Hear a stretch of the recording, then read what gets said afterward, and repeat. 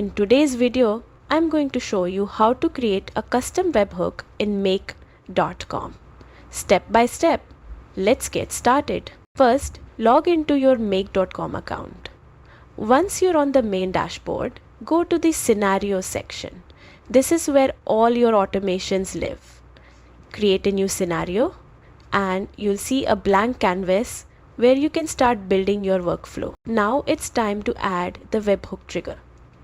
Click the plus button on the canvas to add a module and in the search bar type webhooks.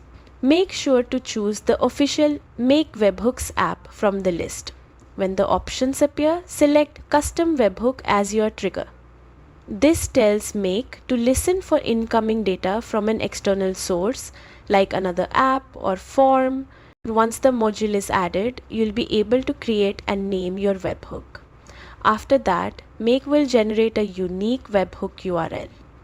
This is the link you'll use in the external app to send data into your scenario. As soon as the webhook receives data, it will trigger the automation you've built in Make. And that's it. You've now created a custom webhook in make.com. From here, you can continue adding modules, map your data, and fully automate your workflow. If this helped, make sure to like and subscribe for more tutorials. And I see you in the next one.